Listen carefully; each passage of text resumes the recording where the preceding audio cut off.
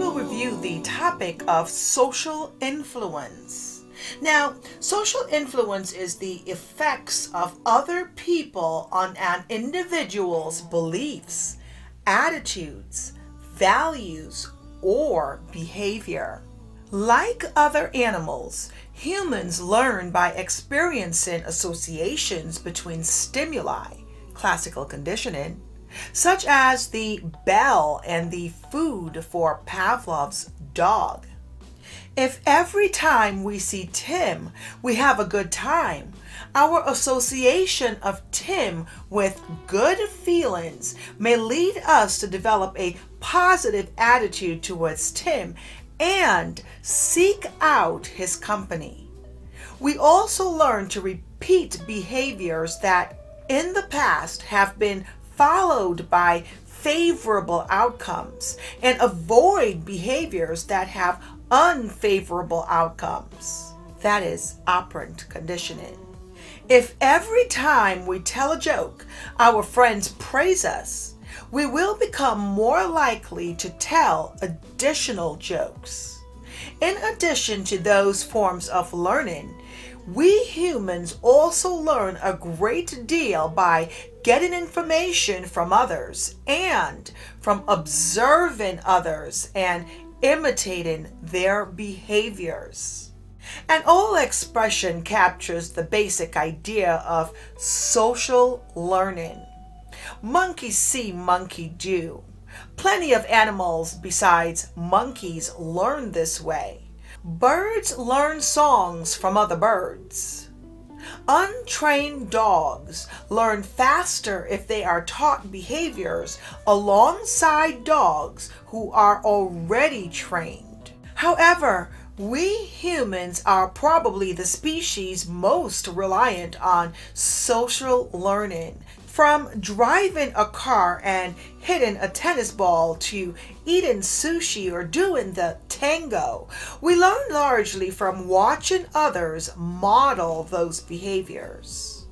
In Bandura's seminal studies, mildly frustrated nursery school children between the ages of 3 and 6 watched a film of a young woman punch and kick a large inflated Bobo doll and hit it with a mallet. Children readily imitated this behavior when they were later given an opportunity to play with the Bobo doll.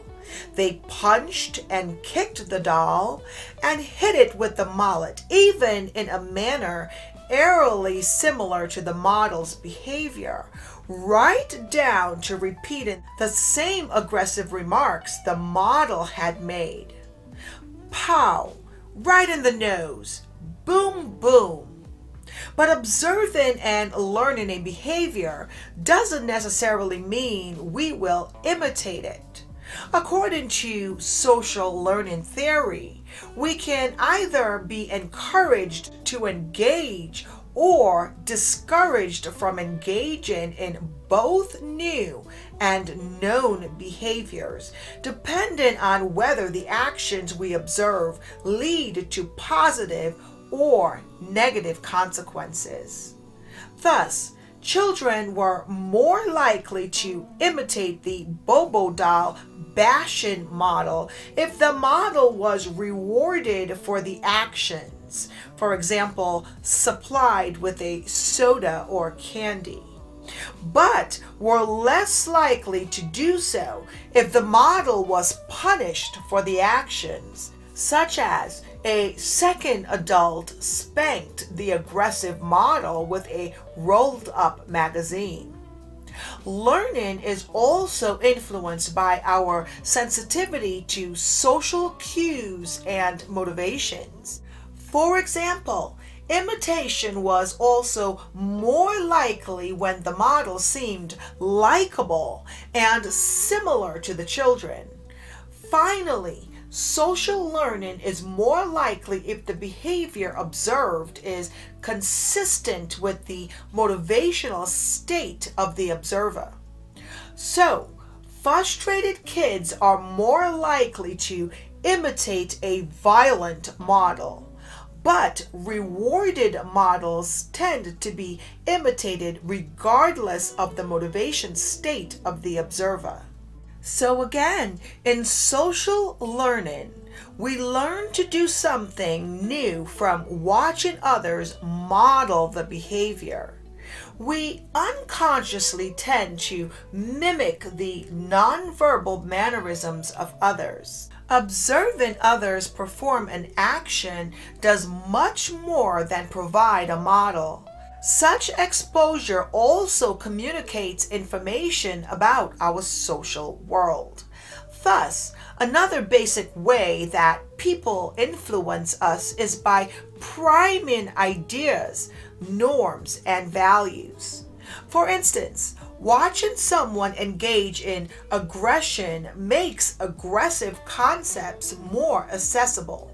When concepts are made salient or more accessible, they are more likely to influence our behavior.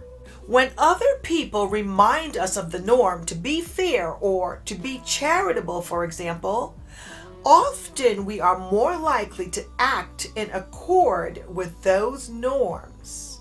Now, in regards to social construction, cultures prescribe particular norms for particular situations.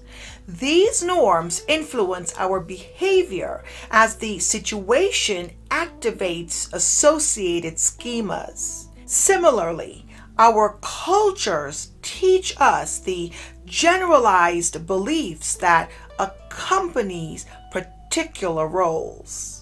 Please review my next learning lecture on conformity, the phenomena where an individual alters his or her beliefs, attitudes, or behavior to bring them in accordance with those of a majority. We will also be reviewing the Asch conformity studies and the Milgram experiments.